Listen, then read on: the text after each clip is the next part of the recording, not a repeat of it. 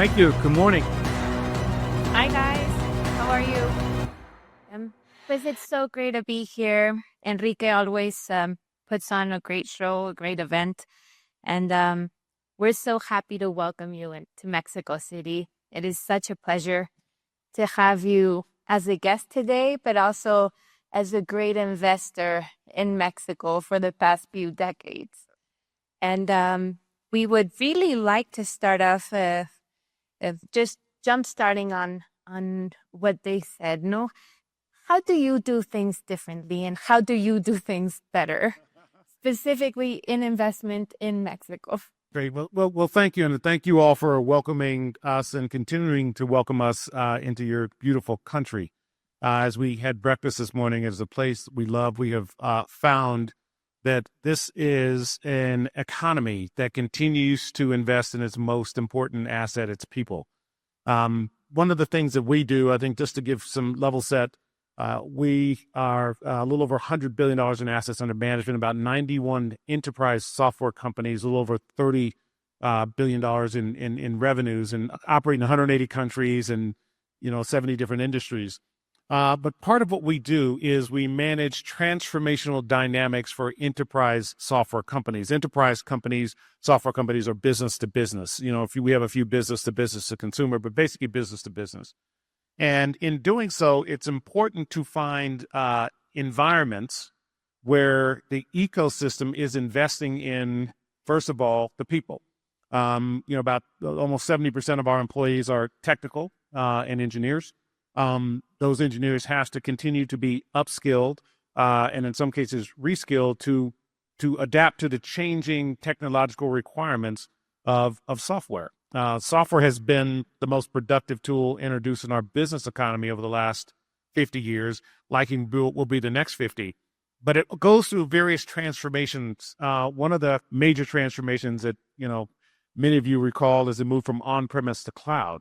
And as we built a factory to convert businesses from on-premise to cloud, we started to needed to look for environments that had, I call it the substrates that can support it. One, you have to have university systems that are delivering, I call it engineering dividends. Okay, so engineers are coming out every year, frequent, trained, enabled to now participate in the new technologies. Two, you have to have environments where these engineers can live, can raise families, can put their children in schools. Three, you have to have an IT infrastructure and a technology infrastructure so they can then engage not only with the companies that we have, but also to engage with a broader set of the ecosystems globally in terms of how these companies are solving problems. Multilingual environments are critically important as well. So we have found Mexico to be one of the best places for all of those things. And it's because you have continued to invest in your people and in your ecosystems and in your universities. And that has led us to, in some cases, bring 80% of the employees of some of our employees of some of our companies to Mexico. Well, we've actually found, and we chatted about this at breakfast, the KPIs from some of the developers that we have in our groups here are actually higher than the KPIs of certain of our other businesses around the world. Some of the highest productivity in code development are coming out of Mexico. So we are going to continue to lean into our investments here. We have well over 2,000 employees, and I think it's 20 companies or so. And we expect that to grow multifold over coming years as we embrace the new challenge, which is generative AI, or I call it, agentic enterprise software companies, of which companies in Mexico that we will have here will be the leader in that front. And so, as you know, in Mexico, we've had a very transformative year. And then in January of this year, President Sheinbaum came together with the business community, with the academic sector, and she published Plan Mexico. And Plan Mexico aims to do three things, right? To reimagine the way in which government, private enterprises, and academic sector work together, to establish a long-term vision for the country, not a government plan, but a country vision, and where all the enablers, not only for investment, but for what we call shared prosperity are there. So you have your infrastructure part, you have your commercial policy, you have your industrial policy, you have your education requirements and whatnot. And three, we understood even back then, no, because we started this in 2023, that the world had changed and that both the concept of globalization and the concept of market economy needed also a shift. And within that shift, Mexico had the potential of become a leader in the new way of globalization, understood as by regions with, with a different type of rationale based on resilience, based on fair trade and whatnot. But also a different type of market economy where the economy can and should help us solve the biggest problems that are right now, not only in a global scale, environment and whatnot, but a community scale. And so within our industrial policy, we said, how do we make our economy not leave anybody behind? How do we make it so that it's not only fair but convenient for women, for young people, for small and medium businesses, for the south and southeastern part of our country? How do we make it more innovative? How do we make the technology transfer goals? How do we make R&D incentives? Right. And how do we make it more sustainable? And again, not only environmentally, but also at a community level.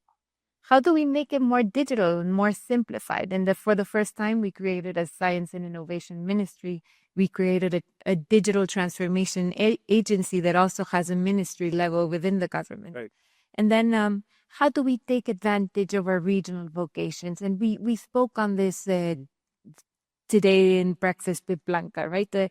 Mexico has such a diverse landscape. It's such a rich landscape that you can go to Baja California or to the center part of Mexico or to the peninsula, and you still get that pool of talent. You still get those dividends. Right. And you still get that ecosystem that makes it so attractive for people to want to have a life project there. And so we would all like to know from Vista's point of view,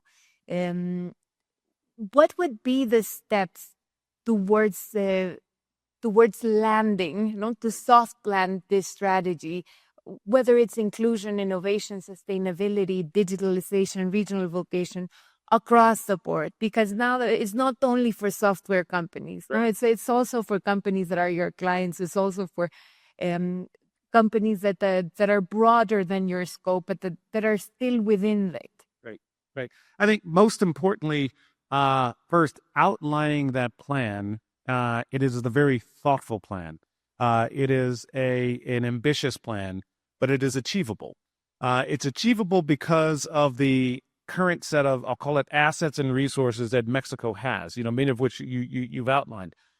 The thing we all have to keep in mind is over the last 20 years, we have digitally connected the world in different ways. There's going to be shiftings and changes in how those, I call it, equilibrium systems ultimately, play out.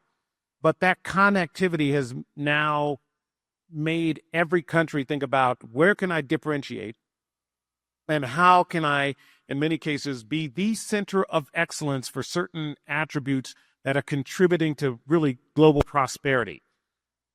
I think the most important part, which is what's outlined and is central to your plan, is how your people can prosper as a result of the government creating the right public-private partnerships that are enabling, not necessarily what we call, the subsidy done, but are enabling. They're enabling companies like ours to come to Mexico and say, listen, here is what we know is successful in the way that we identify talent, develop talent, upskill talent, cross-skill, cross-train, all of those things. These are successful.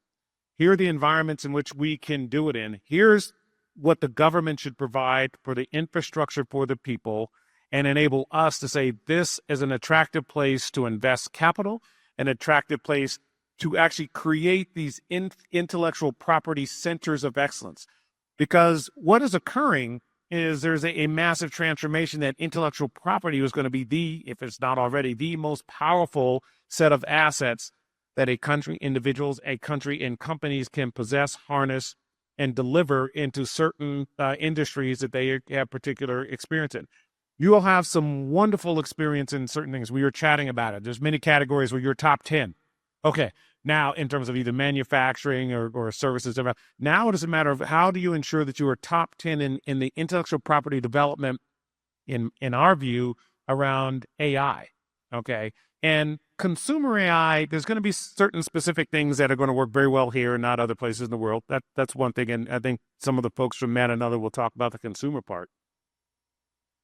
But in the industrial, in the enterprise, less than 1% of the enterprise data actually exists and lives in these LLMs. In fact, what most of the enterprise in industrial folks are thinking about are how do I bring these models to the data, not my data to the model, because I want to protect what is valuable, which is my data, my workflows that are unique, developed over 10, 15, 20, 30 years, sometimes even more than that, and utilize this technology to create higher productivity, lower cost. And that is one of the areas that if you have the right partnerships and you lean into the infrastructure, encouraging infrastructure development, and many of these enterprises, the activity is going to be in small language models at the edge. And so that creates a different power utilization dynamic than what you're seeing in other parts of the world. And you actually have here the wherewithal, the know-how, the workflows and data sets that are highly unique to specific industries. So making sure that there's not only the dialogue, but really specific partnerships that can drive that sort of productivity. And I would fully expect your demographic makeup, the way that you've deployed the university systems, that engineer dividend that continues to pay into the country. There is no reason you can't be, the best in the world in delivering agentic enterprise solutions globally. So that's my perspective on it. And you have to know this. When we were creating Plan Mexico, it originally had 13 goals. And the first one, the last one, kind of the most ambitious, the most general, right? Become one of the top 10 economies in the world. You're currently number 12. That's the first goal. The last one is to be a country with less poverty and less inequality. And when you look at what the last 5 years past administration and this administration have achieved, now over 13 million people got out of poverty. And then you look at the rest of the goals, and those were kind of how you get there. Right, so you need your investment to be over 25% of your GDP by next year, and you need 150,000 engineering graduates we have every year to be going into our priority sectors or to reskill or to specialize. And we had our strategic projects that are public-private partnerships, whether it's Solinia or electric vehicle, whether it's the drones or. In each priority sector, you have like a legacy project, right? Which is an opportunity to work, to evolve a partnership and create these ecosystems. And you need finance, no? 30% of our small and medium businesses need to have access to finance. You need public purchases to have a stronger hand on national development, right? Because they represent 5% of your GDP. And that a whole other. And many people, including Blanca, which is right here, was we then had specific goals for the priority sectors. And then she said, everything is perfect. We love this vision. Where is AI? And right. Because we had IT as a concept, and we would double the investment. We had semiconductors. No, you're one of the only 18 countries that have some part of the process of designing an ATP or whatnot. She was like, where's AI? And that was a question many people were asking. You have the first president who's a scientist. You have the first president who's a physicist. You should be pushing for AI. She pushed for it in Mexico City and whatnot. And so on Sunday, the president went ahead and said, hey, there's a part 2 coming out. Right. A specific chapter of Plan Mexico called the Country of Innovation with a national laboratory for artificial intelligence. And the reasoning behind this was not only the immense pool of talent you described, no, our young population that has been for the past few decades so eager to go into these STEM careers, to go into these engineering careers, and to have a track or a life vision that is that goes with it, no, that. Right. but also because we looked at the wages within those jobs, no, and it was 6 times average what other manufacturing or what other creators were paid. Right. And because it is the single thing that most contributed to the ultimate plan of Plan Mexico, which was not only to produce more, but to have more added value. Right.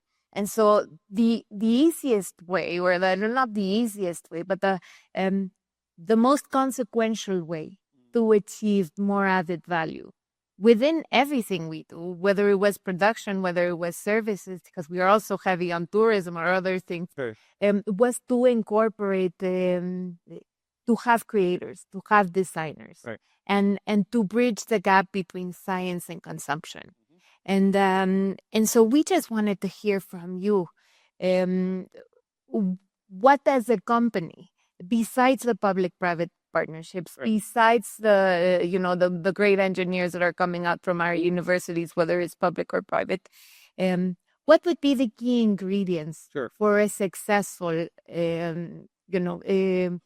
partnership within these? Yeah.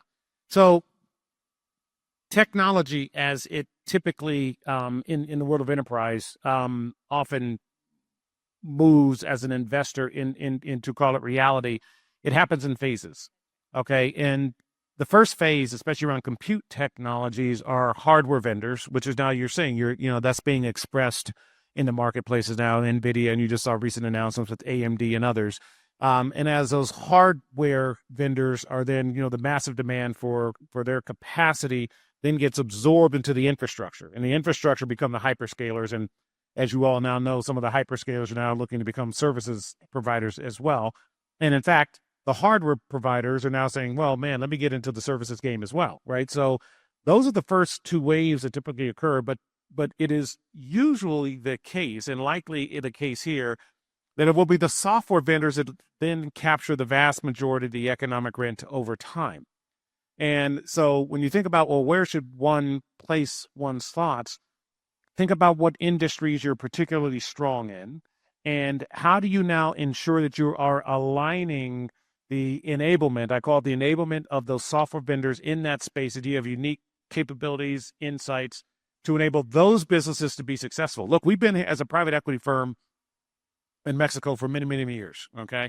And part of what we do in that dynamic is, okay, not only identify talent, teach, train, upscale, and enable, but how do you do it for specific industries? Like I said, certain of our businesses, these are industry-leading, globally industry-leading companies where 80% of the employees are in Mexico. So if you start thinking about, that's how you start building centers of excellence around industries that then can be propagated globally that are AI-enabled. All of these are AI-enabled businesses that will become agentic businesses, where the agents are providing real work and activity, not just bringing insights, but actual work and activity.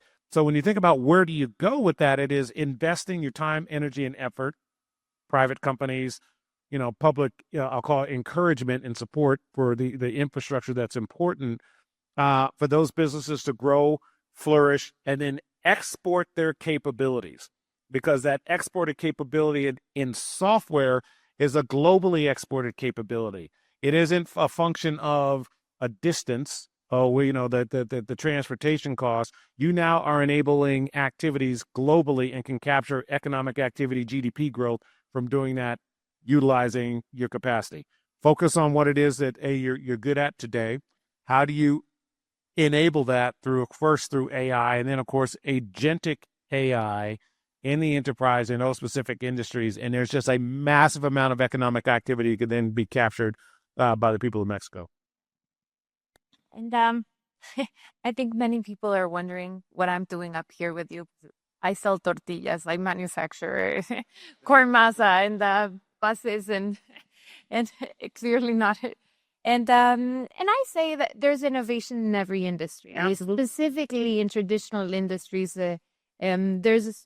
there's really it's a time of changes for all. And as we move forward, I think the most valuable skills to have, whether you're in tortillas or in AI, is the to learn how to learn, right? How do with that? To learn also how to work it as a team. And I always say to learn how to be disruptive without being destructive. Yes. You need to do that. Yeah. Yeah. And I think you've done a wonderful job. Your track record is it's absolutely brilliant. What you've been able to do also for communities within those spaces, and this is why we would like to say, what does the future look like for Vista? What does the future look like? Yeah, for us again, the ability to enable your companies to be more effective at the work that they do, supply chain management, manufacturing capabilities, better insights in decision making around all parts of your business. Artificial intelligence, as it relates to the enterprise, is going to hit every single industry on the planet. Okay, and those who adopt it first, fastest, will have massive economic uptick of opportunity. So to give you an example, when we built our first factory to convert on-premise software companies to cloud or hosted software companies, we were able to capture about 2.5 times the economic impact from one to the other. Now that we have built our factory to convert these, what we call cloud businesses, to agentic, it's 10 to 20 times. 10 to 20 times. That is actually an indication of the economic rent that we create for our customers, that we now have an ability to capture our fair share of. So what's in it for us? What's in it for us is by enabling our customers to be more effective in their marketplace, delivering their products at a lower cost, faster go-to-market, faster reach in the marketplace, higher competitive dynamics, we are able to enable you all to be more effective, which gives us the ability to capture more economic rent from the profits that we are able to expand in your businesses. And so we're going to continue on that path to be the first agentic enterprise software, I'll call it conversion platform. So it's not just the 90 companies what we own today that are all going through this conversion. It is the 20 companies we'll buy next year and after that. And what that does, I call it creates a massive sucking sound of enterprise software companies coming to Vista saying, we don't have access to the GPU, TPUs. We don't have access to the technology. We don't have access to the capability. You all do, obviously, with our relationship with Microsoft and Anthropic and now Google. That is what is creating a massive opportunity for our platform to continue to enable our businesses, our employees to deliver that to our customer base. That creates what I call that virtuous cycle. Because as our employees, our companies become more successful in agentic solution sets for their customers, we're able to provide more economic opportunity for our employees, which they can then put into their communities, and I call it the communities that they care about. These are the things that we focus on at Vista as part of our approach to the marketplace. We are in the North Capital Forum, so as you know, we both are part of the most prosperous region in the world. Yes. Canada, the United States, and Mexico, and the most competitive region in the world. So what should we be enhancing through working together, and what should we be changing in our regional ecosystem to continue those two trends? Yeah, I think it's important, as we had it talked at breakfast, we have to ensure that there is a constant and open and honest dialogue amongst parties, okay, to ensure, look, we will always, you all, in business, there's always some equilibrium shift that's occurring. And then you'll land on some equilibrium state, and then someone decides, well, that's not the right one, and then we need to change that and create a new one. Well, that's just the nature of business. We deal with that every day. But what you can't have is non-communication. And I think it's critically important. We're finding this with our relationships throughout the world, is to make sure the business communities are engaging. Our political in communities, they have to engage in the way that they engage and do the things that they have to do to manage, the priorities that they have in mind. But we in the business community have priorities to protect our stakeholders. Our stakeholders are our shareholders. Our stakeholders are our employees. Our stakeholders are the communities that our employees come from. Our stakeholders are the pension funds that invest, because we need to ensure that we perform so that those pensioners can actually have a retirement and a dynamic that they're looking forward to, because they have served the companies that we have been, supporting, et cetera. All that's part of that stakeholder community. All that becomes at risk if we don't talk. All that because is the reason why I come to Mexico and other places and I have teams on the ground, because we need to make sure that we're in tune with, the shifting and changing dynamics of the stakeholders here, so that we can deliver our best selves, our returns, our capacity, our ability to hire, thousands of employees at wages that are multiples of what you'll call it the average wage here, because we know as that happens, they build families, they stabilize communities, they put that into the into the community activities that are important to them, and that creates that virtuous effect. And so that's what we need to continue to do. Just make sure that we have the open dialogue, and that's part of what we come here, is to create those relationships, have the open relationships, and say, if we change this or if we manage this, this is something that can actually be beneficial to all of us. And that land on what I call ever increasing levels of opportunities, these different equilibrium states. That's how we think about it, and that's the approach we take here in Mexico. And you're so right, and I think we should all give it up to Enrique Perret, who always does such a great effort. So that dialogue continues, but not only dialogue, it's a purposeful dialogue, right? It has a clear purpose, and it addresses the different interests of three parties in this case, and then it contributes in a meaningful way to get it to get it home, no? Yeah. And was no, I'm saying you're at a point. If you look at your past election and the support that your president has, yep. It's a great opportunity now to say, look, you all are speaking as a unified voice in terms of what you think is great for the people of Mexico. And what is great is a really effective and efficient dialogue with the U.S. and with Canada. And look, the business community will continue to do its part. But we, like all things, have to make sure that we're informed. It's amazing to me in some respects how many in the U.S. community don't understand the high quality talent that we have found here. On the one hand, like I said, I don't want to tell everyone because I want to keep it. Right? But on the other hand, that is one of the greatest assets that you have here. You have built a marvelous system for producing the type of talent that we need to grow our businesses. Yep.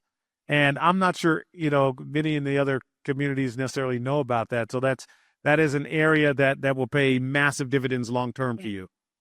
Yeah, Mexico is in some ways the world's best kept secret in terms of talent, and I'm sure the word will get out. Yeah, and it's soon to get out. But I do think it's. I think we should be wrapping it up. So, it's wonderful to have you in Mexico again as a guest, as an investor. If you come here as a tourist, you'll be gladly received by our beautiful country.